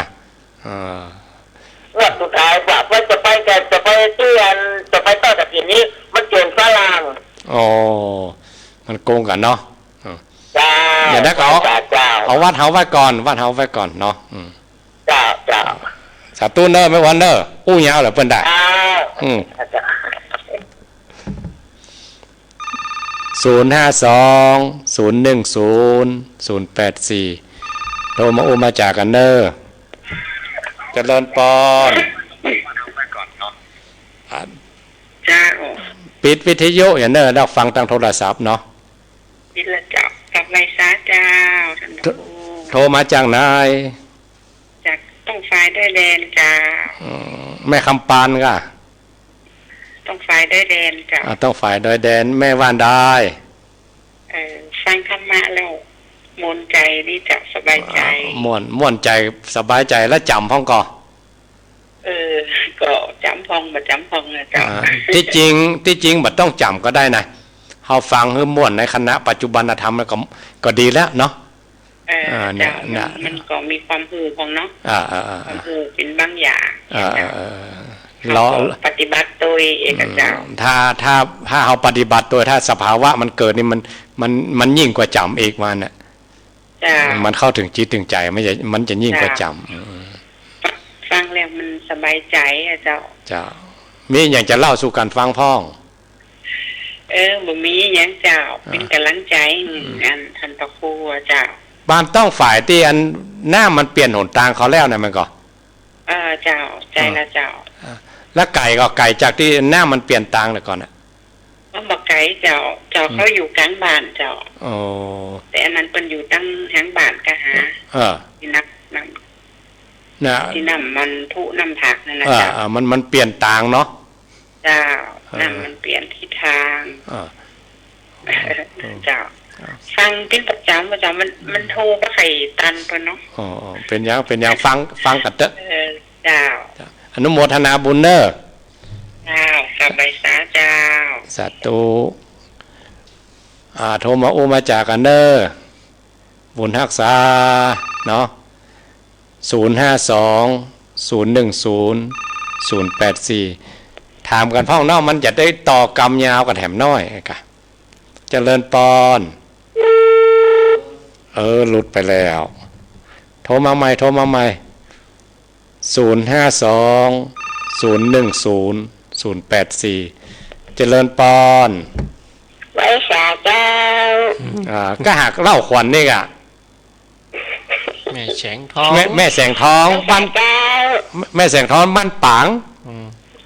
จำจัดดีเลยจำจัดดีจัดดีแหละก็หาเล่าขวัญกันตะกี้นี่ดอกคำไก่ธรรมะธรรมันเล่าเล่าขวัญดีไปจะเล่าขวัญให้แล้วจะหาว่าจะได้ว่าพระเขียนว่าจะได้นะพระเขียนอีหลวงมาแก่ก้ามันมีนะกะมีเปิ้นไปทำมาหากินตั้งบาปปุ๊ได้คุณบาปพระหมานไม่หมานแก่ทุกอย่างได้กะเรียบเรียกว่าปูมความโหแม่เล่าที่มาที่ไปอ่ะมั้ยถ้าพระไม่หมานยังไข่พระเจ้าถ้าไปพระเจ้านี่ดีเจ้าสั้นหมานเนี่ยเนาะหมานในการเนี่ยพระหมานไม่หมานแก่เจ้าบ้านไปถ้าพระไม่หมานแล้วไม่ต้องไปเลยแบกแขนแต่นะแบกจำปิกแล้วเนาะเจ้ามันถึงส่งตรงจังอุ้งเข้าใจดีเจ้ามีคนพูดจัดนักเจ้าทางทุกคืนนโมทนาครับแม่แสงทองเนอะเจ้าไว้สาเจ้าคุณกับอนุโมทนา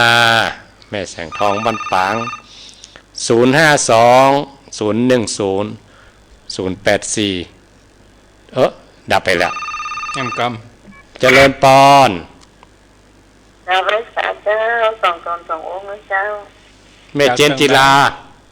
เจ้าเจนจิลาดอกคำใต้นั่นเนาะแม่เจนจิลาดอกคำใต้ฟังชัดเจนดีเลยเจ้าฟังตลอดเนาะเจ้าฟังตลอดฟังกันมากี่ปีแล้วเนี่ยนอนลืมไปแล้วนี่จนลืมปีแล้วฟังตลอดนั่นแหละวันนี้อย่างไรพ่อฟังวันนี้ก็เข้าใจดีเจ้าม่วนดีเนาะม่วนดีเนาะ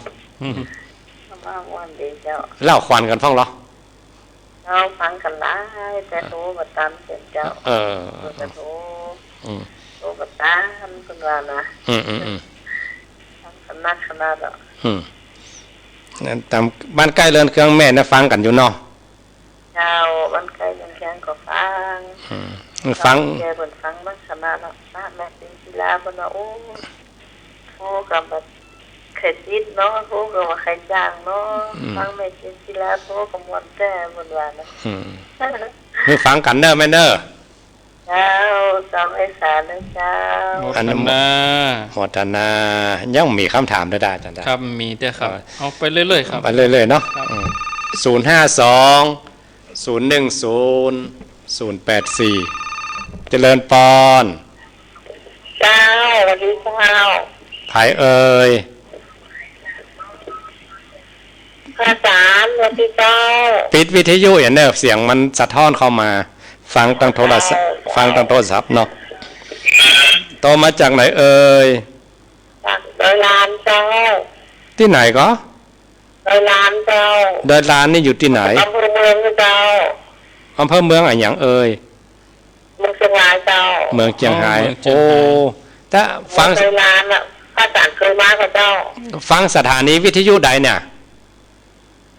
ทั้งปีเสื่อมถึงเราเป้าเจ้าไปถึงปุ้นเลยจ้ะเจ้าบักเคยมากับเจ้าบักเคยไปนะดอยลานอยู่จังใดเนี่ยเลยสมมติจักมาเจ้าพ่อมาจะมาตั้งสายเพลงนะเจ้าอังกะบักเคยไปนะเขาอัน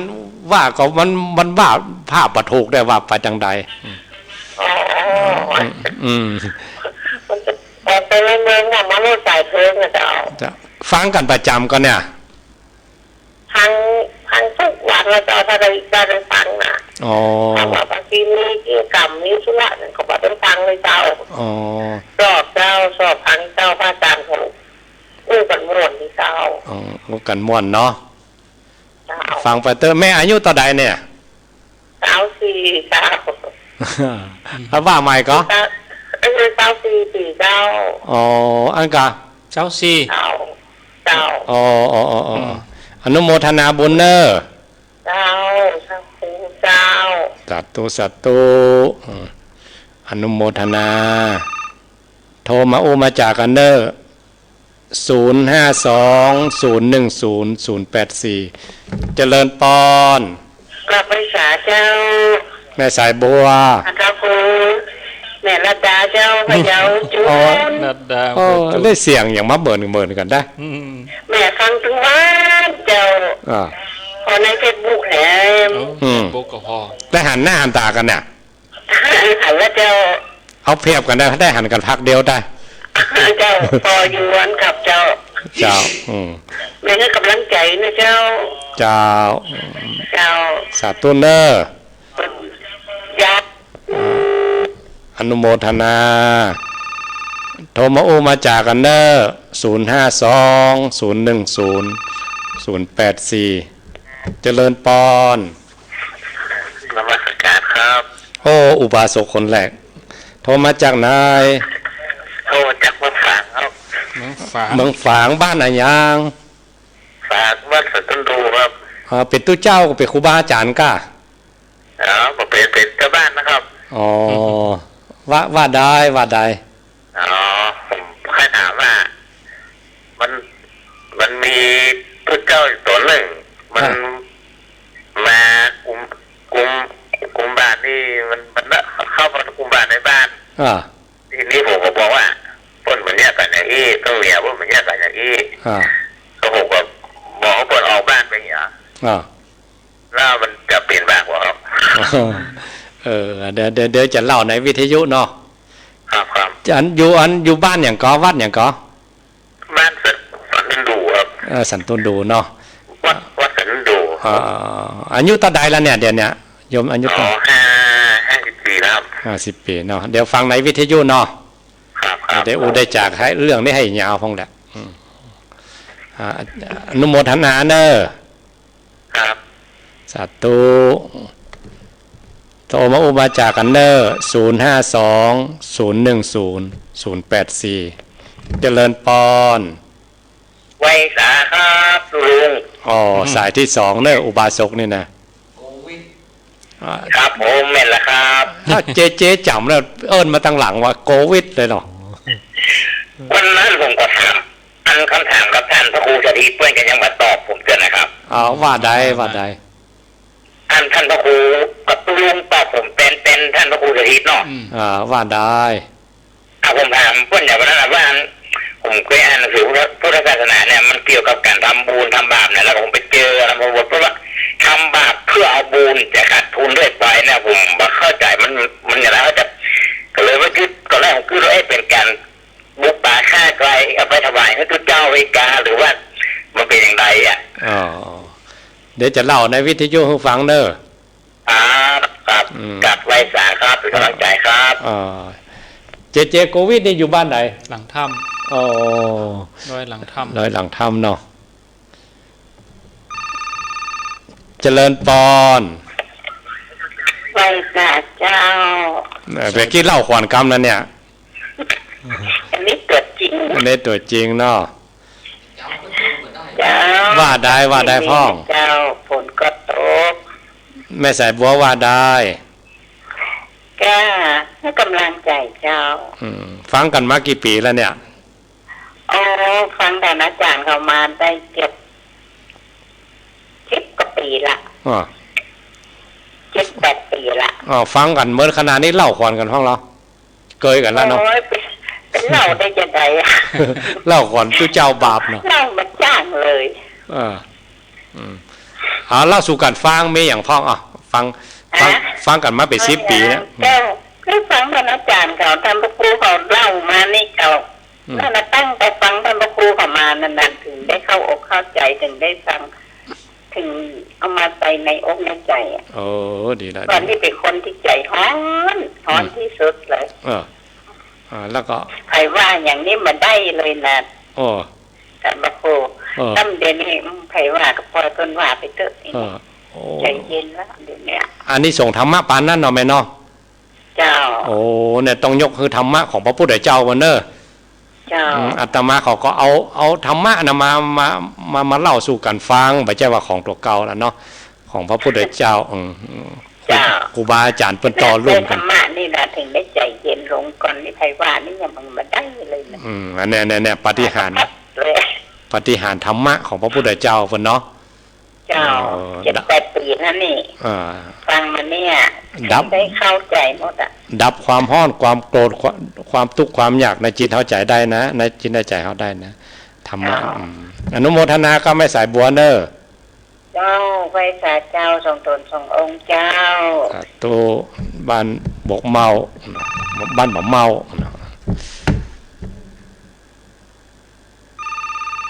เจริญปอนกับนมัสการเจ้าภายเอ่ยเองทนินไม่ถึงได้พระเจ้าชื่ออินทนินนี่เนาะเจ้าบ้านอย่างก็จะถามอาจารย์กับนมัสการก่อนเจ้าทั้งสองเป็นขององค์เจ้าอันว่าถ้าพูดถึงว่าอย่างมีพระ2 ปีอ่ะเขาถวายเข้าเนี่ยเขาถวายปีเดียวนะได้กว่าเพราะงั้นมันยิ่งตั้งนอกนี่มันจะถวายง่ายหน่อยอย่างกะแล้วในห้องพระมันได้ไปมันได้ถวายอย่างกะหรือว่าถวายเข้าก่อนเจ้านะแล้วก็ไปสวดมนต์ได้ป่ะอย่างกะแล้วก็มันจะเป็นยังก็นี่บ้านอย่างแล้วแล้วเห็นยังว่าถ้าอุ้มว่ามีพระลายตัวไหลเนี่ยจะต้องสวดเล็ดกุศลกุองค์นั่นก่อนก็ว่าอย่างไรก็ว่าจะสวดก็พุทธคุณธรรมคุณสวดธรรมะสวดอย่างอื่นอย่างไรจะเด็กจะแม่อินทนินนี่บ้านอยู่ไหนก็ไม่เป็นเมืองเจ้าฝางเมืองฝางเนาะเจ้าฝางเจ้าโอ้ดีละดีอันวันตาลเตียนนี่ไปหากันว่า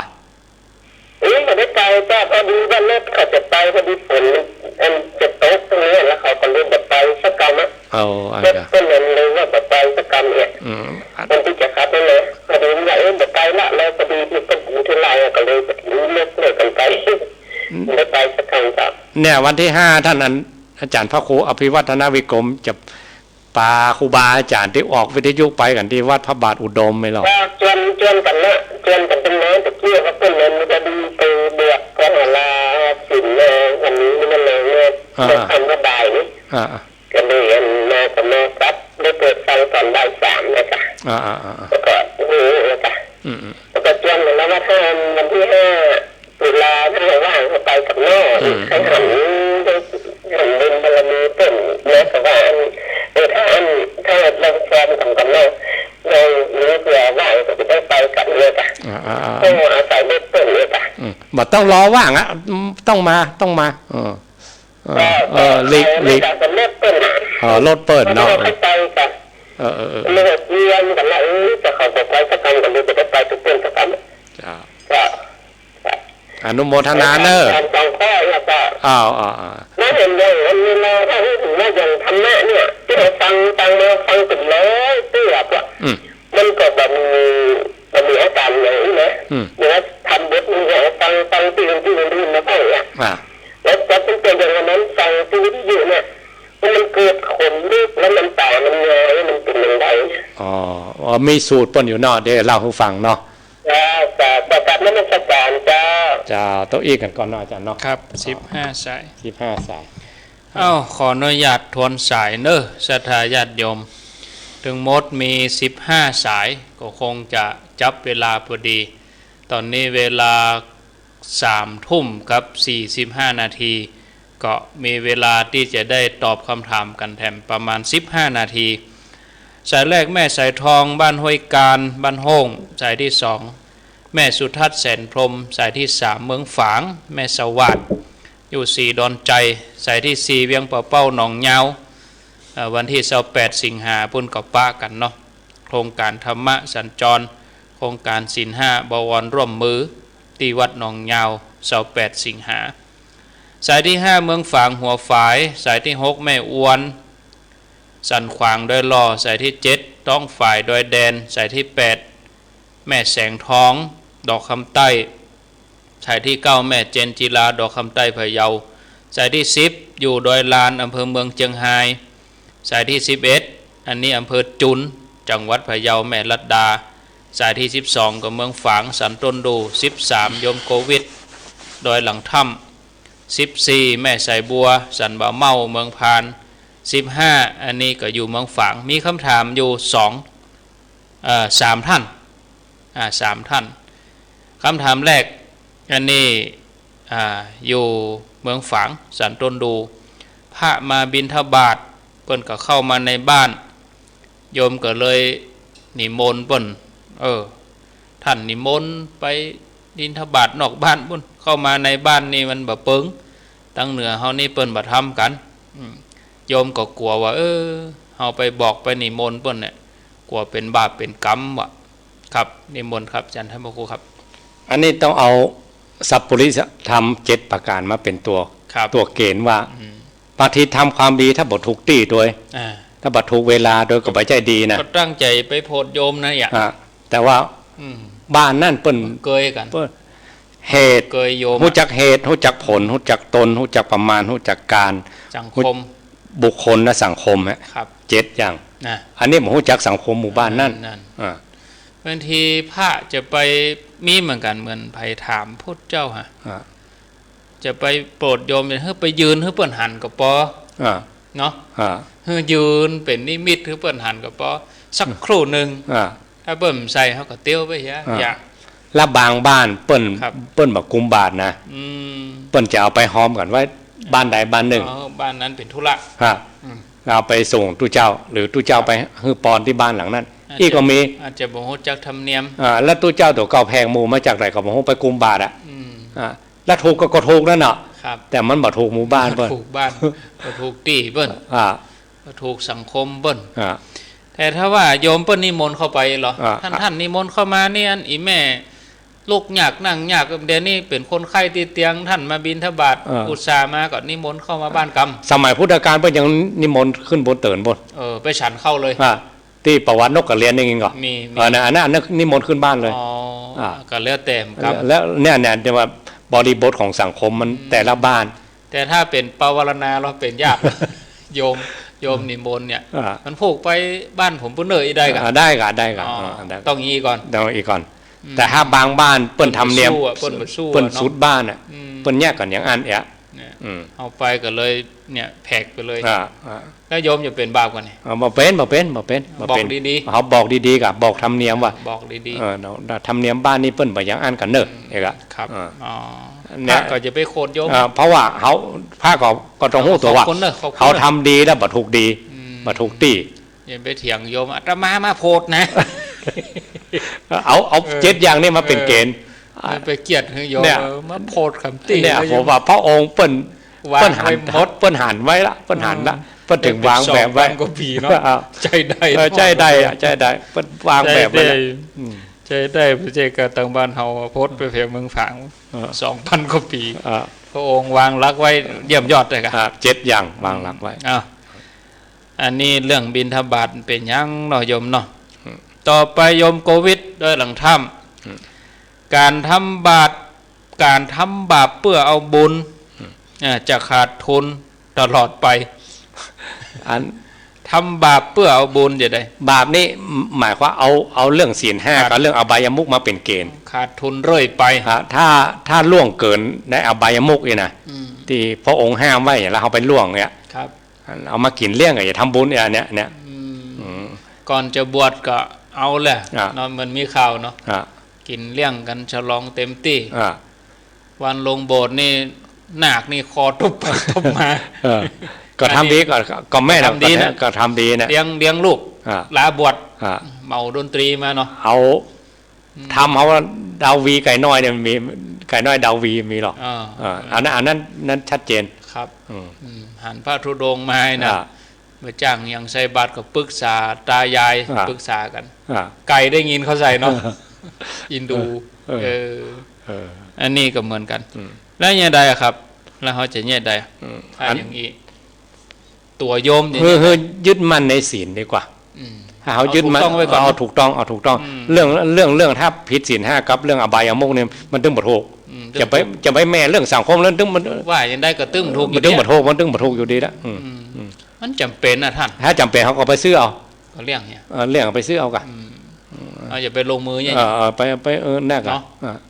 อันนี้มันแลกบาปโดยตรงเนาะครับโยมก็ยังว่าโยมก็ยังตีความหมายไปว่าประเด็นนี้ก็ในปิโตนั่นกับผมน่ะจัดการอันนั้นเขาก็เรียกว่าเขาบอกว่าถ้าเทียบอันนั้นเป็นปุกลาธิฐานถ้าเทียบเป็นธรรมะที่ฐานคือพิษบอกพิษบอกเวลาในเวลาจะละโลกนี่ไปแล้วกรรมตัวนี้มันจะมาเลยมาปรากฏเป็นนิมิตมาเลยบางทีตัวสันนกรรมเนี่ยทำให้ใจเขาเศร้าหมองถ้าเศร้าหมองก็ทุกขติเลยไปเลยแต่อาสันนกรรมไฟดีก็มีก็มีทั้งดีทั้งชั่วนะครับไหวพระสวดมนต์โยโกห้องมันเจริญจิตภาวนาอันนี้จิตพองใสละอาสันนกรรมว่าเหมือนกงัวอยู่ปากคอกันมันจะไปก่อนจะแข่งแรงก็จ้างออนแอร์อยู่ตั้งหลังมันมาลูนมันจะไปก่อนมันต้องออกก่อนเพราะมันเป็นงัวปากคอกอันนี้เขาต้องแบ่งงัวปากคอกที่ดีๆหน่อยเอาส่วนดีๆหน่อยเนาะต่อไปเป็นคำถามสุดท้ายก็รวดลากันไปครับอันนี้ก็ขอบคุณพี่น้องตั้งเมืองฝังแล้วก็ญาติโยมทุกคนเลยที่โทรมาที่โทรบาตันก็เป็นอย่างจะไปน้อยใจวันพุธก็ยังจะมาปะกันวันพุธหน้าอาตมาภาพก็ยังจะมาปะศรัทธาญาติโยมอยู่คำถามสุดท้ายนี่เขาถวายหิ้งพระมี2ตี้ทีนี้เขาจะถวายตี้เดียวได้ก่อนเพราะว่าตี้นอกต้องนอกในสะดวกกว่าจะเข้าไปห้องพระก็ลำบากเอาวัดเป็นตัวอย่างวัดมีตี้ไหว้ไป30มีเพราะวัดใหญ่ๆมีไป100ตี้ป่ะแล้วเวลาครูบาอาจารย์เปิ้นไหว้พระสวดมนต์เปิ้นไปไหว้ทีเดียวนะแล้วอย่างอื่นถ้าเขาบอกไหว้มันก็ละเลยอะมันบ่จ่ายมันก็ว่าฮะก็รวมกันหมดอ่ะรวมกันเบิกแต่ต้องแปลงใจเนอะต้องซื้อว่าที่เขาไหว้พระที่นี่หรือเขาใส่เข้าบาตรที่นี่ขอปูจาคุณสารูปเจ้าองค์น้อยองค์ใหญ่ก็ว่ากันไปก็ได้เหมือนกันเนาะเอาวัดเนี่ยเป็นตัวอย่างว่าสิ่งก่อสร้างภายในวัดในวาเนี่ยมีโบสถ์ศาลาวิหารมีกุฏิอ่ะครับแต่ไปไหว้ที่ศาลาไปไหว้ที่วิหารไหว้ที่ใดที่หนึ่งตามที่ครูบาอาจารย์เปิ้นเตรียมกันไว้ไม่เจ้าเขาไหว้ที่ไหนหรือบางทีเปิ้นพัดกันมาที่กำหนดเนาะวันเดินไปจุดบ่เฮือที่หั่นหมองนั้นเวลาเขาถ้าเอาขึ้นอย่างแม่ว่าเนาะถ้าเขาไปไหว้ให้ที่อื่นบ่ได้ไหว้มันก็บ่ได้ไหว้อ่ะก็ไหว้ก็เหมือนกันหมดครับแล้วก็ผ้าตีหิ้งผ้าก็ดีโต๊ะหมู่ก็ดีเนี่ยมีหลายตนหลายองค์ทีนี้เขาจะไหว้บทเดียวได้ก็ว่าเอากำบทเพิ่นมีกำไหว้เฉพาะตนกันพระพุทธชินราชก็กำไหว้ให้มันพระอันเจ้าเก่าตื้อก็ให้มันพระเจ้าตั้งใจมันก็ว่าตกไหว้อรหังสมาอย่างเดียวอันนี้เขาขึ้นถึงเรื่องเวลาดีกว่าถ้าเขามีเวลานักก็ว่าเต็มที่เอาโยมว่าเอาขึ้นห้องก็ได้คะแนนไปว่าเปิ้นอันนี้จะตำราลูกทองน่ะว่าดำเรียนเทวดาใช่มั้ยแล้วก็มีบ้านใกล้เรือนเคียงไปรำคาญหน่อยเอาอยู่เยอะยังกฎเกณฑ์ของทุกเจ้าเนี่ยหรอเวลาเปิ้นจะปรารถนาว่าคืนนี้จะมานอนคืนห้องเนี่ยเปิ้นเรียกว่าถือเนสัญชิกปฏิบัติคืนห้องอันนี้เหมือนกันเขาอยากไหว้คืนห้องเขาก็ได้หรอแล้วแต่เขาน่ะบ่ใช่จำเพาะว่าบทนั้นบทนี้ได้หมดอันนี้เพียงแต่เป็นสื่อเรียกว่าได้คำว่าสื่อเนี่ยคำว่าจะดึงเขาไปหาคูณแก้ว3ประการนะมีวิธีใดก็จังเถอะที่จะน้อมนำจิตใจเขาไปสู่พระรัตนตรัยน่ะบางทีมันถูกตามตำราถูกตามพระไตรปิฎกเป๊ะแต่ใจเขามันไปแล้วก็บางคนเปิ้นห้อมมองอันน่ะเปิ้นอย่าไปมันไปอ่ะอย่างเดียวเอาอันที่มันถูกและอันที่สภาวะมันเกิดตัวอย่างแม่พ่วงไปถึงว่าแม่ได้ไหวแล้วก็น้ำหูน้ำตาไหลเนี่ยผลคิงลุกอันนี้มันก็เป็นผลเป็นเกวัตเป็นตัวชี้วัดเหมือนกันหรอกถ้าหมูนี้เกิดแสดงว่าปีติเกิดมาแล้วถ้า ถ้าปิติเกิดนี่เป็นอะไรสูงสุดถึงเป็นโพชฌงค์คือองค์ของการตรัสรู้อ่ะเอาปิติมาหล่อเลี้ยงเลยธรรมะของพระองค์นี่ไม่ใจไปแบบแห้งแล้งนะถ้าถึงที่สุดแล้วต้องมีปิติต้องมีความอิ่มอกอิ่มใจมาหล่อเลี้ยงใจตลอดเลยเนาะถึงกลายเป็นโพชฌงค์โพชฌงค์คืออย่างคือองค์ประกอบที่หู้ธรรมมันเนี่ยถ้าขาดองค์ประกอบอย่างแห้งๆแล้งๆเนี่ยไม่ใจนะต้องมีปิติหล่อเลี้ยงถึงการหู้ธรรมของพระพุทธองค์ถึงจะครบองค์ขาดส่วนประกอบตรงนี้ก็ไม่ใจละอันนี้แสดงว่าเขาทำเขาไหว้พระหรือเขาเจริญเมตตาภาวนาหรือเขาปฏิบัติธรรมของพระองค์ข้อใดข้อหนึ่งและอาการมูนี้มันเกิดเสียหายยังเนาะโอ้ไปเสียหายอันนี้ก็อันนี้คือผลแล้วของดีมาแล้วของดีมาแล้วเป็นตัวชี้วัดหรอชี้วัดว่าเขาทำถูกหรือเขาทำจริงแต่ถ้าได้ปฏิบัติอย่างไรมูนี้ก็กลับมาบ่เฮ้อก็เป็นง่ายๆนะเป็นตาจ้างหรอกเป็นตาจ้างใจว่าไปกึดถึงละครแล้วให้อันนั้นดูนางเอกนั่งสมาธิแล้วปีติเกิดดูนางเอกอะไรเนี่ยมันคนละใช่แล้วใช่อันนั้นแปลว่าไปผสมทุกข์กับเปิ้ลผสมเข้าไปถ้าภาษาสมัยแปลว่าอินในเรื่องกึดเรื่องท่านเรื่องนี้นะเอาครับลำลาครับนิมนต์อาจารย์ครับได้เวลาดี 4 ทุ่มโอ้กำลังม่วนๆได้ตากำลังจะตื่นกามาตอนแรกๆตาลีแล้วนะโอ้อนุโมทนาบุญเนอะถ้าโอ้ตามภาษาทีวีภาษาวิทยุก็แฟนคลับเนาะก็ขออนุโมทนากับคณะศรัทธาทั้งหลายที่ได้ติดตามกันเนาะถึงตอนบ่ายตัวถึงตอนเมื่อคืนนี้ตัวบุญใดกุศลได้ที่เกิดขึ้นจากการฟังคณะศรัทธาได้เข้าอกเข้าใจได้มาเป็นตีเปิงเป็นตีระลึกเป็นตียึดตีเหนี่ยวแห่งจิตแห่งใจเฮาเป็นป้าไทยยังเป็นห่อข้าวได้เป็นเสบียงเดินทางต่อไปตั้งหน้าไปในโลกวัฏสงสารมันได้ละเหี่ยวเปลี่ยวฟูอย่างไปตั้งอบายภูมิเนี่ยพ่อบุญหมดบุญกรรมบุญจูบุญรักษาไว้เกิดจากการฟังนี่ก่อนเป็นเบื้องต้นเราได้เข้าใจแล้วเราเลยไปถึงเอาไปประพฤติปฏิบัติจะเป็นบุญของคนที่โอ้โดยคนฟังโดยถึงพร้อมกันหมดเนาะบุญใดกุศลใดที่เกิดจากการฟังคืนวันนี้ขออ้างเอาคุณพระรัตนตรัยโจทย์ให้คณะศรัทธาทั้งหลายอยู่ดีมีสุขที่มากล้าคืนปรารถนาได้สำเร็จทุกเมื่อเนาะสัพพพุทธานุภาเวนะโดยอนุภาพของพระพุทธเจ้าสัพพธรรมานุภาเวนะโดยอนุภาพของพระธรรมเจ้า